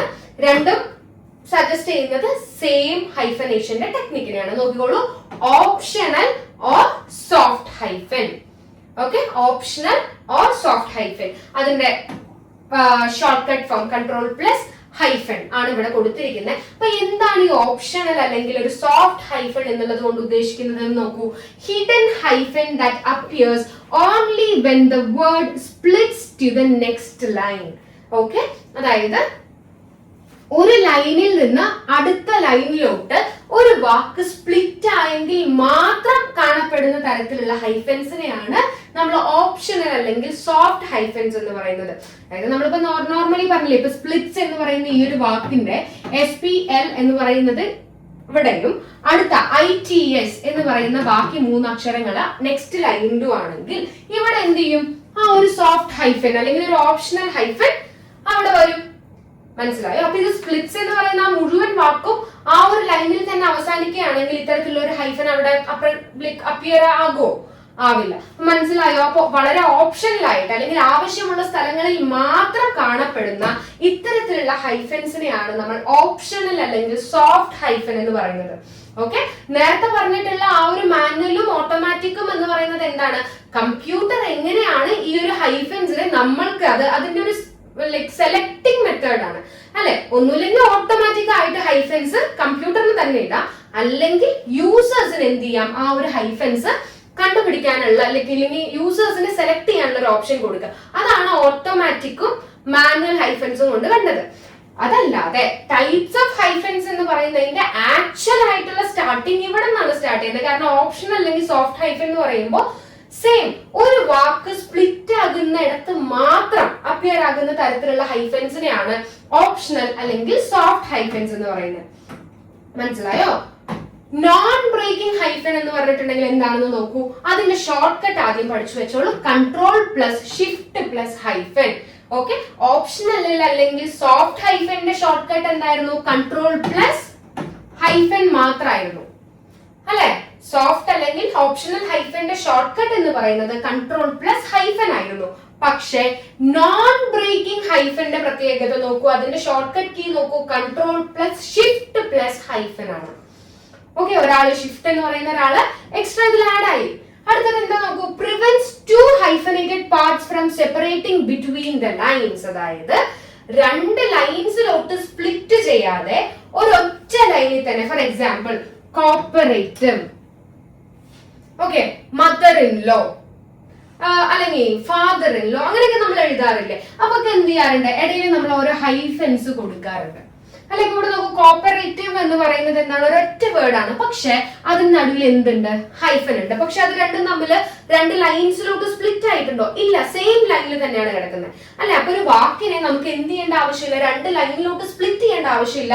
ബട്ട് സ്റ്റിൽ അവിടെ ഒരു ഹൈഫൻ അപ്പിയർ ചെയ്യണമെന്നുണ്ടെങ്കിൽ അത്തരത്തിലുള്ള ഹൈഫൻസിന് നമ്മൾ പറയുന്ന പേരാണ് നോൺ ബ്രേക്കിംഗ് ഹൈഫൻ.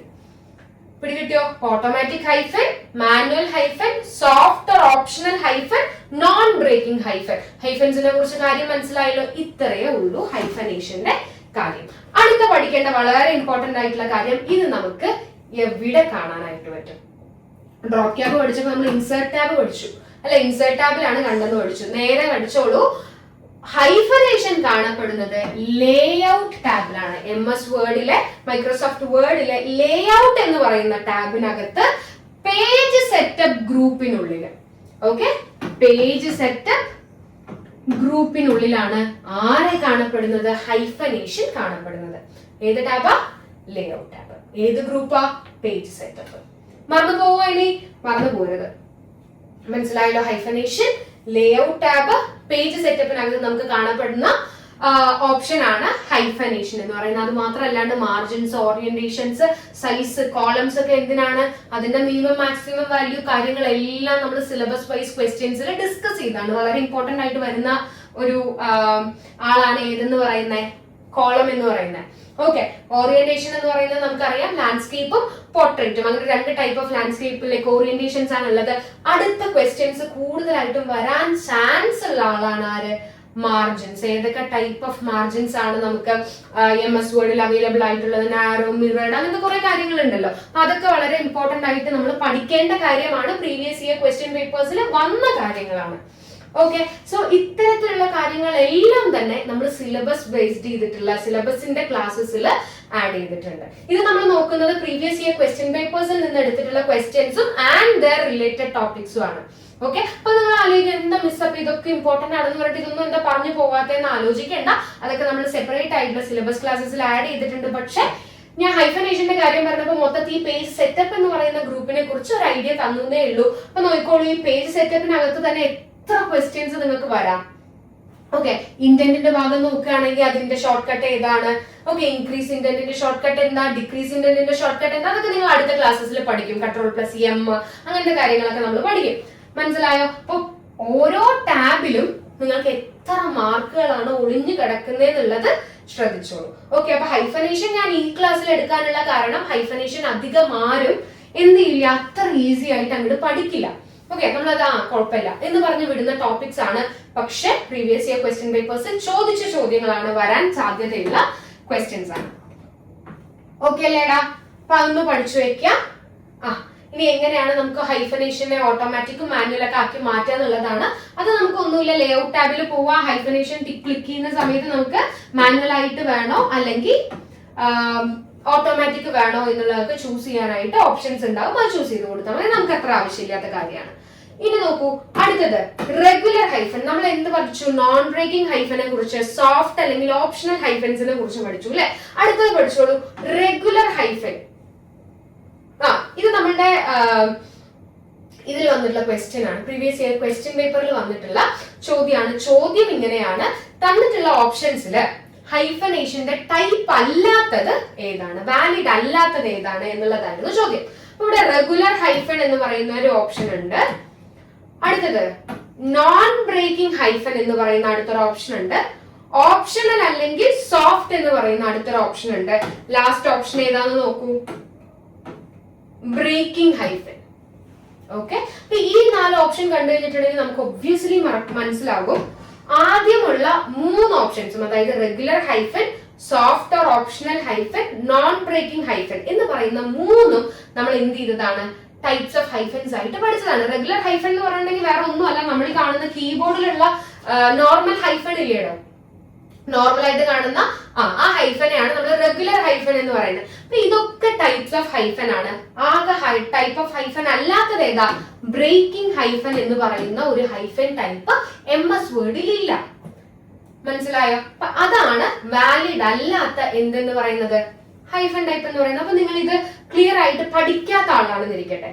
ഓക്കെ, പഠിക്കാത്ത ഒരാളാണെങ്കിൽ നിങ്ങൾക്ക് ഒബ്വിയസ്ലി സോഫ്റ്റ് ഓർ ഓപ്ഷണൽ ഹൈഫനും ബ്രേക്കിംഗ് ഹൈഫനും തമ്മിൽ മാറിപ്പോകുന്ന നിങ്ങൾക്ക് കൺഫ്യൂഷൻ വരില്ലേ? ഓക്കെ, ഒരു ലൈനിൽ നിന്ന് വേറൊരു ലൈനിലോട്ട് ബ്രേക്ക് ചെയ്യുമ്പോഴാണ് ഹൈഫൻസ് യൂസ് ചെയ്യുക. അപ്പൊ ഇതും ഒരു ടൈപ്പ് ഓഫ് ഹൈഫൻ അല്ലേ എന്നുള്ളത് നിങ്ങളുടെ അവബോധ മനസ്സിൽ ചിലപ്പോൾ ഒരു ക്വസ്റ്റ്യൻ വരും, if you are not studied this concept. മനസ്സിലായോ? പക്ഷെ അവിടെ ക്ലിയർ ആയി നിങ്ങൾ പഠിച്ചു വെക്കുക, റെഗുലർ ഹൈഫൻസ് ഉണ്ട്. എവിടെ? കമ്പ്യൂട്ടറിൽ നമ്മൾ കീബോർഡിൽ യൂസ് ചെയ്യുന്ന നോർമൽ ഹൈഫൻസിന് റെഗുലർ ഹൈഫൻസ് ആണ്. അത് കഴിഞ്ഞ് നമുക്ക് പഠിക്കാനുള്ള 2 ടൈപ്പ് ഓഫ് ഹൈഫൻസ് ഏതൊക്കെയാണ്? ഒന്ന് നോൺ ബ്രേക്കിംഗ് ഹൈഫൻസ്, അതായത് ഒരു വേർഡിനെ സ്പ്ലിറ്റ് ചെയ്ത് താഴത്തെ നെക്സ്റ്റ് ലൈനിലോട്ട് കൊണ്ടുപോകാത്ത തരത്തിലുള്ള cooperative, mother in law, father in law, അത്തരത്തിലുള്ള വാക്കുകൾ ഉണ്ടല്ലോ, അതിനാണ് നമ്മൾ നോൺ ബ്രേക്കിംഗ് ഹൈഫൻസ് എന്ന് പറയുന്നത്. അതല്ലാതെ സോഫ്റ്റ് ഓർ ഓപ്ഷണൽ ഹൈഫൻ എന്ന് പറയുന്നതാണ് ഒരു വാക്കിന്റെ അവസാനം കുറച്ച് ലെറ്റേഴ്സ് ബാക്കി ഉണ്ടെങ്കിൽ അടുത്ത ലൈനിലോട്ട് എഴുതുന്ന സമയത്ത് അവിടെ നമ്മൾ കൊടുക്കുന്ന ഹൈഫനെയാണ് നമ്മൾ ആ പേര് പറഞ്ഞ് വിളിക്കുന്നത്, സോഫ്റ്റ് ഓർ ഓപ്ഷണൽ ഹൈഫൻ എന്ന് പറയുന്നത്. ഇത്രയും കാര്യം ക്ലിയർ അല്ലേ? റെഡി. അപ്പൊ അതാണ് ഹൈഫനേഷനെ കുറിച്ച് നമുക്ക് പഠിക്കാനുള്ള കോൺസെപ്റ്റ്. ഓക്കേടാ. ഇനി അടുത്ത കാര്യം, അപ്പൊ നമ്മൾ എന്തൊക്കെ പഠിച്ചു? ഡ്രോപ്പ് ക്യാപ്പിനെ കുറിച്ച് പഠിച്ചു. ഡ്രോപ്പ് ക്യാപ്പിന് ശേഷം ഹൈഫനേഷനെ കുറിച്ച് പഠിച്ചു. ഓക്കെ, MS വേർഡിൽ വളരെ വളരെ ഇമ്പോർട്ടന്റ് ആയിട്ടുള്ള ക്വസ്റ്റ്യൻ ആണ്. അടുത്ത ഏറ്റവും ഇമ്പോർട്ടന്റ് ആയിട്ടുള്ള ക്വസ്റ്റ്യൻ നോക്കിക്കോളൂ, text selection. Okay, using mouse clicks വളരെ ഇമ്പോർട്ടന്റ് ആയി പഠിക്കണം കേട്ടോ. അതായത് എങ്ങനെയാണ് നമുക്ക് മൗസ് ക്ലിക്സ് യൂസ് ചെയ്ത് ഒരു ടെക്സ്റ്റിനെ സെലക്ട് ചെയ്യാനായിട്ട് പറ്റുക, എത്ര ക്ലിക്ക് ചെയ്താൽ എന്തൊക്കെ സെലക്ട് ആകും, അത്തരത്തിലുള്ള കാര്യങ്ങൾ എങ്ങനെയൊക്കെയാണ് ഉള്ളത് എന്നുള്ളത് നമുക്ക് എന്ത് ചെയ്യാം, വേഗം നോക്കാം. അപ്പൊ നിങ്ങൾ ആലോചിക്കൂ, ഒരു വേർഡ് ഡോക്യുമെന്റ് ഉണ്ട്, മൈൻഡിലൊന്ന് ഇമാജിൻ ചെയ്യണേ. നമ്മളൊരു വേർഡ് ഡോക്യുമെന്റിൽ വർക്ക് ചെയ്തുകൊണ്ടിരിക്കുകയാണ്. നമ്മൾ മൗസിനെ ഒരു തവണ ക്ലിക്ക് ചെയ്തു, വാട്ട് വിൽ ഹാപ്പൻ? എന്ത് സംഭവിക്കും? എവിടെയാണോ ക്ലിക്ക് ചെയ്യുന്നത് ആ ക്ലിക്ക് ചെയ്യുന്നിടത്ത് നിങ്ങൾക്ക് കേഴ്സർ കാണാനായിട്ട് പറ്റും. ഓക്കെ, കേഴ്സർ എന്ന് പറയുന്നത് എന്താണ്? Blinking line. ഓക്കെ, ആ ഒരു വാക്ക് നിങ്ങൾ പഠിച്ചു വെക്കണം. കേഴ്സർ എന്ന് പറയുന്നത് ബ്ലിങ്കിങ് ലൈൻ. ഒരുപക്ഷെ നിങ്ങൾക്ക് കേഴ്സർ എന്താണെന്ന് അറിയും, പക്ഷെ നിങ്ങളുടെ അടുത്ത് ചോദിക്കുകയാണ് what is the blinking line in the screen is called. അങ്ങനെ ചോദിച്ചിട്ടുണ്ടെങ്കിൽ നമ്മൾ ബ്ലിങ്കിങ് ലൈനോ, ആ ഒരു മോഡിലോട്ട് പോരുത്. അപ്പൊ ബ്ലിങ്കിങ് ലൈൻ ഇങ്ങനെ ഇങ്ങനെ ഇങ്ങനെ അല്ലെ കേഴ്സർ നിൽക്കുക, മിന്നിത്തിളങ്ങി അല്ലെ നിൽക്കുക. അപ്പൊ അങ്ങനത്തെ ബ്ലിങ്കിങ് ലൈനിനെയാണ് കേഴ്സർ എന്ന് പറയുന്നത്. സോ നമ്മൾ സിംഗിൾ ക്ലിക്ക് ചെയ്യുന്ന സമയത്ത് എന്ത് സംഭവിക്കും? വേർഡിൽ എവിടെയാണോ ക്ലിക്ക് ചെയ്തത് അവിടെ നമുക്ക് കേഴ്സർ അപ്പിയർ ആവും സിംഗിൾ ക്ലിക്കിന്. ഇനി അതേത് നമ്മൾ എന്ത് ചെയ്തു? ഡബിൾ ക്ലിക്ക് ചെയ്തു എന്നിരിക്കട്ടെ. ഓക്കെ, ഡബിൾ ക്ലിക്ക് ചെയ്യുമ്പോൾ അവിടെ എന്താ സെലക്ട് ആകുക? ഒരു വാക്ക്, ഒരു വേർഡ് സെലക്ട് ആകും. ഫോർ എക്സാമ്പിൾ ഞാൻ ഇവിടെ കൊണ്ടുപോയിട്ട് ഇവിടെ കേഴ്സർ വെച്ചിട്ട് ഡബിൾ ക്ലിക്ക് ചെയ്തു. എന്ത് സംഭവിക്കും? ഈ എൻറ്റയർ എന്ന് പറയുന്ന ഈ ഒരു വാക്ക് മുഴുവനായിട്ടും എന്താകും? സിലക്ട് ആകും. ബ്ലൂ കളറിലോട്ട് മാറും, അല്ലെങ്കിൽ ആഷ് കളറിലോട്ട് മാറും. സിലക്ട് ആയതായിട്ട് നമുക്ക് കാണാനായിട്ട് പറ്റും. മനസ്സിലായോ? അപ്പൊ ഡബിൾ ക്ലിക്ക് ചെയ്യുമ്പോൾ നമുക്ക് സെലക്ട് ആവുന്നത് എന്താണ്? ഒരു വേർഡ് മുഴുവനായിട്ടും സെലക്ട് ആവും. അടുത്തത് ട്രിപ്പിൾ ക്ലിക്ക് ആണ് ചെയ്യുന്നതെങ്കിലോ, മൗസിൽ നമ്മൾ ഒരു സ്ഥലത്ത് കൊണ്ടുപോയിട്ട് നമ്മൾ പറയാണ് ട്രിപ്പിൾ ക്ലിക്ക് ചെയ്തു, 3 തവണ ക്ലിക്ക് ചെയ്തു, എന്ത് സംഭവിക്കും? ഒരു എൻറ്റയർ പാരഗ്രാഫ് തന്നെ സെലക്ട് ആവും. ഓക്കെ, ഒരു എൻറ്റയർ പാരഗ്രാഫ് തന്നെ സെലക്ട് ആവും. ഇതാണ് single click, double click, triple click എന്ന് പറയുന്ന 3 ഓപ്ഷൻസ്. ഫസ്റ്റ് ചെയ്യുമ്പോൾ കേഴ്സർ മാത്രം വരും, സിംഗിൾ ക്ലിക്ക് ചെയ്യുമ്പോൾ കേഴ്സർ മാത്രം വരും, ഡബിൾ ക്ലിക്ക് ചെയ്യുന്ന സമയത്ത് ഒരു വേർഡ് മുഴുവനായി സെലക്ട് ആകും, ട്രിപ്പിൾ ക്ലിക്ക് ചെയ്യുകയാണെങ്കിൽ പാരഗ്രാഫ് മുഴുവനായും സെലക്ട് ആകും. ഓക്കെ ആണോടാ? റെഡി അല്ലേ? അപ്പൊ അത്രയും കാര്യങ്ങളാണ് നമുക്ക് ഇതിൽ പഠിക്കാനുള്ള. ഇതിന്റെ ബാക്കി ഒരു കാര്യം കൂടെ പഠിക്കാം. ഒരു പാരഗ്രാഫ് എന്ന് പറയുന്നത് എന്താ? അപ്പൊ നിങ്ങൾ ആലോചിക്കൂ. ഇനി ഒരു കാര്യം പറഞ്ഞുതരാം.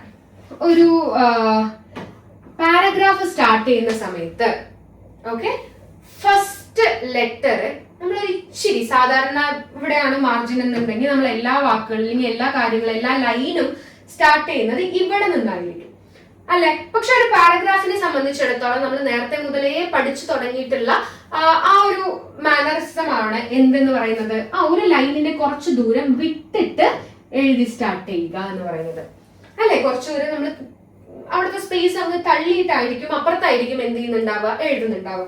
ഇതിന് നമ്മൾ എന്താ പേര് പറയാ? ഇൻഡന്റേഷൻ. ഓക്കെ, ഇങ്ങനെ കുറച്ച് ദൂരം നമ്മൾ വിട്ടിട്ട് കുറച്ച് സ്പേസ് നമ്മൾ വിട്ട് എഴുതുന്നതിനെയാണ് ഇൻഡന്റേഷൻ എന്ന് പറയുന്നത്. മനസ്സിലായി എന്ന് വിചാരിക്കുന്നു. ആൻഡ് ഓൾസോ എങ്ങനെയാണ് നമ്മളൊരു പാരഗ്രാഫിനെ എന്ത് ചെയ്യുക, എക്സ്പ്ലെയിൻ ചെയ്യുക? ഒരു പാരഗ്രാഫ് എന്ന് പറഞ്ഞിട്ടുണ്ടെങ്കിൽ എന്താ? ഒരു ബ്ലോക്ക് ഓഫ് ടെക്സ്റ്റ് അല്ലെ? Followed pressing and enter. അതായത് നമ്മളൊരു കാര്യം ടൈപ്പ് ചെയ്തുകൊണ്ടിരിക്കുകയാണ്. ഓക്കെ, ഒരു കാര്യം നമ്മൾ ടൈപ്പ് ചെയ്തുകൊണ്ടിരുന്നു, ഒരു ഭാഗം എത്തിയപ്പോ നമ്മൾ എന്ത് ചെയ്തു? മാനുവലി നമ്മൾ എന്റർ പ്രസ് ചെയ്തു. അത്രയും നേരം നമ്മൾ ടൈപ്പ് ചെയ്തുകൊണ്ടിരുന്നപ്പോ ഒരു ലൈൻ അവസാനിച്ചു കഴിഞ്ഞാൽ അടുത്ത ലൈനിലോട്ട് ഓട്ടോമാറ്റിക്കലി കമ്പ്യൂട്ടർ തന്നെ കൊണ്ടുവരികയാണ് അല്ലെ? പക്ഷേ നമ്മൾ മാനുവൽ ആയിട്ട് നമ്മൾ എന്റർ ചെയ്ത അടുത്തൊരു ലൈനിലോട്ട് എപ്പോഴാണോ കൊണ്ടുവരുന്നത് അവിടെ മുതൽ പുതിയ പാരഗ്രാഫ് സ്റ്റാർട്ട് ആവും. മനസ്സിലായോ? ഓക്കെ, ഒരു എന്റർ ക്ലിക്കിന് ശേഷം വരുന്ന ഒരു ബ്ലോക്ക് ഓഫ് കോഡിനെയാണ്, സോറി ബ്ലോക്ക് ഓഫ് കോഡ് അല്ല, ബ്ലോക്ക് ഓഫ് എന്താ പറയാ, ടെക്സ്റ്റിനെയാണ് നമ്മൾ എന്ത് പേര് പറയുന്നത്? പാരഗ്രാഫ് എന്ന് പറയുന്നത്. മനസ്സിലായോ? പാരഗ്രാഫ് എന്താണെന്നുള്ള കാര്യം ക്ലിയർ ആയോ? റെഡി. അടുത്തതാണ് കുറച്ച് ഷോർട്ട് കട്ട്സ്. റെഡി? അടുത്തത് കുറച്ച് ഷോർട്ട് കട്ട്സ് ആണ്. ഇവിടെ നോക്കുമ്പോൾ നമ്മൾ ഷോർട്ട് കട്ട്സിന് മാത്രമായിട്ടുള്ള സെപ്പറേറ്റ് ആയിട്ട് ഒരു ലോങ് വീഡിയോ ഞാൻ ഇടുന്നുണ്ട്. കാരണം ഷോർട്ട് കട്ട്സ് ഇല്ലാത്ത ഒരു ക്വസ്റ്റ്യൻ പേപ്പർ പ്രതീക്ഷിക്കേണ്ട. ഓക്കെ, ഏതേലും ഒരു ക്വസ്റ്റ്യൻ പേപ്പർ ലൈക്ക് ഏതേലും ഒരു ഷോർട്ട് കട്ട് ഉറപ്പായും ചോദിച്ചിരിക്കും.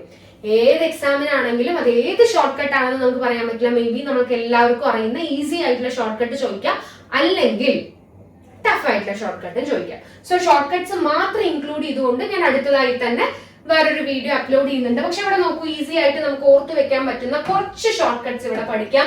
Ctrl+A എല്ലാവർക്കും അറിയുന്ന ഷോർട്ട് കട്ട് ആണ്. ഒന്നാമത്തെ ക്ലാസ് മുതൽ നമ്മൾ എന്ത് ചെയ്യുന്നതാണ്, പഠിച്ചതുമാണ്. Ctrl+A എന്ന് പറയുന്നത് ഓൾ സിലക്ട് അല്ലെ? ഓൾ സിലക്ട് ആണ് ഈ എ എന്നുള്ളത് കൊണ്ട് ഉദ്ദേശിക്കുന്നത്. അതായത് എൻറ്റയർ ഡോക്യുമെന്റിനെ സെലക്ട് ചെയ്യുന്ന തരത്തിലുള്ള കമാൻഡ് ആണ്. ഓക്കെ, എൻറ്റയർ ഡോക്യുമെന്റിനെ എന്ത് ചെയ്യുന്നു, സെലക്ട് ചെയ്യുന്നു. അതല്ലാതെ click in the left margin ആലോചിച്ച് വെച്ചോളൂ. അപ്പൊ നമ്മൾ നേരത്തെ എന്ത് പഠിച്ചു? ഒരു ടെക്സ്റ്റിൽ സിംഗിൾ ക്ലിക്ക് ചെയ്യുക, ടെക്സ്റ്റിൽ ഡബിൾ ക്ലിക്ക് ചെയ്യുക, ടെക്സ്റ്റിൽ ട്രിപ്പിൾ ക്ലിക്ക് ചെയ്യുക, അതൊക്കെ സംഭവിക്കുമ്പോൾ എന്ത് സംഭവിക്കും എന്നുള്ള കാര്യങ്ങൾ നമ്മൾ നേരത്തെ പഠിച്ചു. ഇപ്പൊ ഞാൻ പറയുന്നു click in left margin, just one single click. Okay, left മാർജിനിൽ ഞാൻ എന്ത് ചെയ്യാണ്, ഇതൊരു പേജ് ആണെങ്കിൽ ഇതാണ് ലെഫ്റ്റ് മാർജിൻ എങ്കിൽ ഈ ലെഫ്റ്റ് മാർജിനിൽ ഞാൻ ഒരു സിംഗിൾ ക്ലിക്ക് ചെയ്യുകയാണെങ്കിൽ അവിടെ selects one line. Okay, selects one line. മാർജിനിലാണ് ക്ലിക്ക് ചെയ്യുന്നതെങ്കിൽ സിംഗിൾ ക്ലിക്ക്. ഇത് നേരെ മറിച്ച് ഡബിൾ ക്ലിക്ക് ആണ് ചെയ്യുന്നതെങ്കിൽ ലെഫ്റ്റ് മാർജിനിൽ ഞാൻ എന്ത് ചെയ്തു, ഡബിൾ ക്ലിക്ക് ചെയ്തെങ്കിൽ അവിടെ എന്ത് സംഭവിക്കും, ഒരു പാരഗ്രാഫ് മുഴുവനായി സെലക്ട് ആകും. മനസ്സിലായോ? നേരത്തെ നമ്മൾ പറഞ്ഞു triple click on the text will select the entire paragraph അല്ലെ. ഇവിടെ double click on the left margin also selects the entire paragraph. അപ്പൊ ഞാൻ നിങ്ങളുടെ അടുത്ത് ചോദിക്കുകയാണ്, ഒരു 4 ഓപ്ഷൻസ് തന്നിട്ട് അല്ലെങ്കിൽ ഒരു ക്വസ്റ്റ്യൻ ചോദിക്കുകയാണ്, ഒരു ഹോൾ പാരഗ്രാഫ് സെലക്ട് ചെയ്യാനായിട്ടുള്ള മെത്തേഡ്സ് എന്തൊക്കെയാണ് എന്നുള്ളതിൽ ആദ്യം പറഞ്ഞു ട്രിപ്പിൾ ക്ലിക്ക് ഉണ്ട്, അതുപോലെ തന്നെ ലെഫ്റ്റ് മാർജിനിൽ ഡബിൾ ക്ലിക്ക് ചെയ്യാനുള്ള ഒരു ഓപ്ഷൻ ഉണ്ട്, കഴ്സർ വെച്ചിട്ട് from the starting of the paragraph to the ending of the paragraph drag and drop, drag ചെയ്ത് സെലക്ട് ചെയ്യാനുള്ള ഓപ്ഷൻ ഉണ്ട്, ആൻഡ് നെക്സ്റ്റ് എന്ത് ചെയ്തിട്ടുണ്ട്, ഓൾ ഓഫ് ദ അബവ് എന്ന് പറയുന്ന ഒരു ആൻസർ ഉണ്ട്. അപ്പൊ നിങ്ങൾ ഇതിൽ എന്ത് സെലക്ട് ചെയ്യും ആൻസർ ആയിട്ട്? All of the above select ചെയ്യും.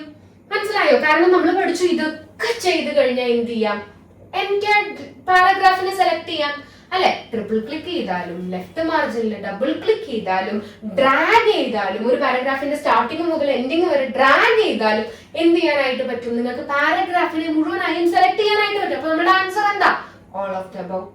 മനസ്സിലായോ? അപ്പൊ നിങ്ങൾ ഒരു കോൺസെപ്റ്റിനെ കുറിച്ച് പഠിക്കുമ്പോൾ ഇങ്ങനത്തെ ചോദ്യങ്ങളെ മുൻകണ്ട് വേണം നിങ്ങൾ ക്വസ്റ്റ്യൻസിനെ അപ്രോച്ച് ചെയ്യാൻ.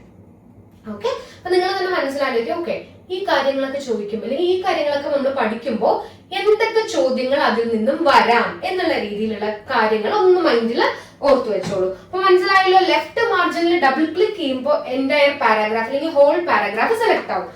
Triple click on the left മാർജിനോ, triple click on the left margin will select the entire document which is equal to control plus A.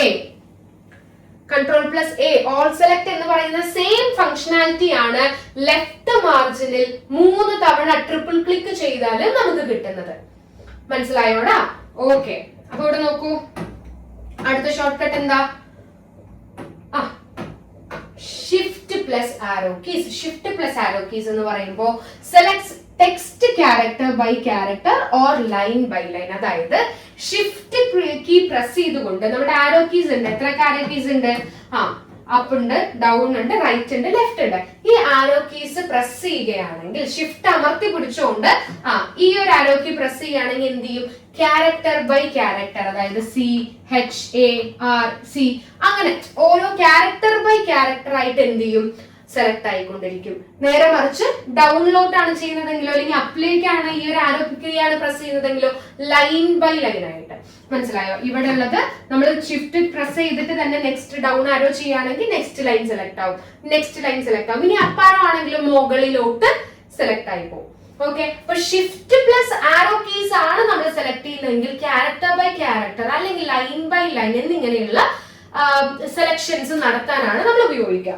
അടുത്തത് ഷിഫ്റ്റ് പ്ലസ് ക്ലിക്ക് ചെയ്താലോ, ഷിഫ്റ്റ് പ്ലസ് ക്ലിക്ക് ചെയ്തിട്ട് തന്നെ 2 സ്ഥലത്ത് പോയിട്ട് നമ്മൾ ക്ലിക്ക് ചെയ്യാണെന്ന് വെച്ചിട്ടുണ്ടെങ്കിൽ ആ 2 പോയിന്റ്സിന് ഇടയിലുള്ള ടെക്സ്റ്റിനെ മുഴുവനായിട്ട് നമുക്ക് എന്ത് ചെയ്യാനായിട്ട് പറ്റും, സെലക്ട് ചെയ്യാനായിട്ട് പറ്റും. ഓക്കെ, ഷിഫ്റ്റ് അമർത്തി പിടിച്ചുകൊണ്ട് തന്നെ നമ്മൾ പോയിട്ട് ഇവിടെയും ക്ലിക്ക് ചെയ്തു ഇവിടെയും ക്ലിക്ക് ചെയ്തു എന്നാണെങ്കിൽ ഈ 2 പോയിന്റിന് നടുവിലുള്ള എൻറ്റയർ ടെക്സ്റ്റിനെ സെലക്ട് ചെയ്യാനാണ് ഷിഫ്റ്റ് പ്ലസ് ക്ലിക്ക് എന്ന് പറയുന്ന ഈ ഒരു ഓപ്ഷൻ ഉള്ളത്. മനസ്സിലായോ? റെഡി? അപ്പൊ ഇത്രയും കാര്യങ്ങളാണ് നമുക്ക് എന്തിനെ കുറിച്ച് പഠിക്കാനുള്ളത്. നമ്മളുടെ മൗസ് ക്ലിക്സ് യൂസ് ചെയ്തിട്ട് എങ്ങനെയാണ് നമുക്കൊരു ഡേറ്റയെ അല്ലെങ്കിൽ നമുക്ക് വേർഡിനെ നമുക്ക് എന്ത് ചെയ്യാം, വേർഡിലുള്ള പല ടെക്സ്റ്റും കാര്യങ്ങളൊക്കെ സെലക്ട് ചെയ്യുക എന്നുള്ള കാര്യങ്ങൾ പഠിച്ചു അല്ലെ. How to select the text using the mouse clicks എന്ന് പറയുന്ന പോർഷൻ ആണ് പഠിച്ചത്. അപ്പൊ നോക്കൂ, ഒരു ക്വസ്റ്റ്യൻ നോക്കിക്കോടാ. How can we select a paragraph by using one of the following method. എങ്ങനെയാണ് പാരഗ്രാഫ്? അപ്പൊ ആലോചിച്ചോ, പാരഗ്രാഫ് സെലക്ട് ചെയ്യണമെങ്കിൽ ട്രിപ്പിൾ ക്ലിക്ക് വേണം, അല്ലെങ്കിൽ എന്ത് വേണം, ലെഫ്റ്റ് മാർജിനിൽ ഡബിൾ ക്ലിക്ക് വേണം. അപ്പൊ ഇവിടുത്തെ ഓപ്ഷൻസിന് നോക്കിക്കഴിഞ്ഞാൽ double click the left button of the mouse. Ready? മാത്രം ചെയ്താൽ ശരിയാവോ? ആലോചിച്ചോ. Double click left button of the mouse. മൗസിന്റെ ലെഫ്റ്റ് ബട്ടൺ ഡബിൾ ക്ലിക്ക് ചെയ്ത് കഴിഞ്ഞാൽ പാരഗ്രാഫ് സെലക്ട് ആകോ? ചെയ്യില്ല. എന്തേ ആവുള്ളൂ? വേർഡ് മാത്രമേ സെലക്ട് ആവുള്ളൂ, പാരഗ്രാഫ് സെലക്ട് ആവില്ല. Press control key and double click the left button of the mouse. എന്നാലും കാര്യമില്ല. നമ്മൾ കൺട്രോൾ കീ എന്തിനാ പ്രസ് ചെയ്യാന്ന് വെച്ചിട്ടുണ്ടെങ്കിൽ ഇതും സെലക്ട് ചെയ്യണം, ഇതും സെലക്ട് ചെയ്യണം എന്നുള്ളൊരു ഓപ്ഷൻ ഇരിക്കട്ടെ. ഓക്കെ, ഇത്ര ഡേറ്റയും സെലക്ട് ചെയ്യണം, താഴെയുള്ള ലൈനും നമുക്ക് സെലക്ട് ചെയ്യണം. സോ ആദ്യം നമ്മൾ ഈ ഒരു ലൈന് സെലക്ട് ചെയ്തു, എന്നിട്ട് കൺട്രോൾ അമർത്തി പിടിച്ച് ഈ ഒരു ലൈനും സെലക്ട് ചെയ്താൽ മൾട്ടിപ്പിൾ കാര്യങ്ങൾ നമുക്ക് സെലക്ട് ചെയ്യാൻ പറ്റും. ഓക്കെ, അപ്പൊ കൺട്രോൾ കീ നമ്മൾ യൂസ് ചെയ്യുന്നത് എന്തിനാണെന്ന് ആലോചിച്ച് വെച്ചോളൂ. മൾട്ടിപ്പിൾ സെലക്ഷൻസ് നടത്താനാണ് കൺട്രോൾ കീ യൂസ് ചെയ്യുന്നത്. ഓക്കെ, ഈ ഒരു വാക്കും നമുക്ക് സെലക്ട് ചെയ്യണം, ഈ ഒരു വാക്കും നമുക്ക് സെലക്ട് ചെയ്യണം എന്നാണെങ്കിൽ ആദ്യം ഈ ഒരു വാക്ക് സെലക്ട് ചെയ്തതിന് ശേഷം നമ്മൾ ഈ ഒരു വാക്ക് വീണ്ടും പോയിട്ട് ചുമ്മാ കൺട്രോൾ ഞെക്കി പിടിക്കാതെയാണ് പോയിട്ട് സെലക്ട് ചെയ്യുന്നതെന്നുണ്ടെങ്കിൽ ഒബ്വിയസ്ലി ഈ സെലക്ഷൻ മാറി ഇത് മാത്രമേ സെലക്ട് ആവുള്ളൂ. മനസ്സിലായോ? അങ്ങനെ ഒരു പ്രശ്നമുണ്ട്. നമുക്ക് രണ്ടും വേണം, ഇതും സെലക്ട് ചെയ്യണം, ഇതും സെലക്ട് ചെയ്യണം. മൾട്ടിപ്പിൾ സെലക്ഷന്റെ സമയത്ത് നമ്മൾ യൂസ് ചെയ്യുന്ന ആളാണ് കൺട്രോൾ എന്ന് പറയുന്നത്. മനസ്സിലായോ? നമ്മൾ കൺട്രോൾ അമർത്തി പിടിച്ചതുകൊണ്ട് നമുക്ക് എന്ത് ചെയ്യാനൊന്നും പോണില്ല. ഇവിടുത്തെ ആൻസർ കിട്ടാൻ പോകുന്നില്ല. അടുത്തത് triple click left button of the mouse. Chance ഉണ്ട് അല്ലെ? നമുക്ക് എന്ത് ചെയ്യാനായിട്ട് പറ്റും? ട്രിപ്പിൾ ക്ലിക്ക് ചെയ്തിട്ടുണ്ടെങ്കിൽ മൗസിന്റെ ലെഫ്റ്റ് ബട്ടണിൽ ട്രിപ്പിൾ ക്ലിക്ക് ചെയ്തിട്ടുണ്ടെങ്കിൽ നമുക്ക് എന്ത് ചെയ്യാം? നമ്മൾ മോസ്റ്റ്ലി ക്ലിക്സ് എല്ലാം നമ്മൾ ലെഫ്റ്റ് ക്ലിക്ക് ആണ് പറയാ. നമുക്ക് റൈറ്റ് ക്ലിക്ക് ചെയ്യേണ്ട സാഹചര്യങ്ങൾ നമ്മൾ ഈ ഫോർമാറ്റിംഗ് ഓപ്ഷൻസ് ഒക്കെ വരില്ലേ, ന്യൂ കോപ്പി അങ്ങനത്തെ സാധനങ്ങളിലൊക്കെയാണ് നമ്മൾ എന്ത് ചെയ്യുക? റൈറ്റ് ക്ലിക്ക് കൊടുക്കുക അല്ലെ? അപ്പൊ ഇവിടെ ട്രിപ്പിൾ ക്ലിക്ക് കൊടുത്തു കഴിഞ്ഞിട്ടുണ്ടെങ്കിൽ സെലക്ട് ചെയ്യാനായിട്ട് പറ്റും, പാരഗ്രാഫ് സെലക്ട് ചെയ്യാൻ. Press control and triple click on the left button of the mouse. അതും ചെയ്തിട്ട് കാര്യമില്ല. കൺട്രോൾ പ്രസ് ചെയ്യുന്നത് കൊണ്ട് ഇവിടെ ട്രിപ്പിൾ ക്ലിക്ക് ചെയ്യുന്നതിലും യാതൊരു ഉപയോഗം വരാനില്ല. മനസ്സിലായോ? നമുക്ക് ഇവിടുത്തെ ആൻസർ കിട്ടി. എന്താ? ഓപ്ഷൻ സി ആണ്. നമ്മൾ ഓൾറെഡി പഠിച്ചിട്ടുണ്ട് എങ്ങനെയാണ് ഒരു പാരഗ്രാഫിനെ സെലക്ട് ചെയ്യേണ്ടത്. മനസ്സിലായോടെ? അപ്പൊ പ്രീവിയസ് ഇയർ ക്വസ്റ്റ്യൻ പേപ്പറിൽ വന്ന ചോദ്യമാണ്.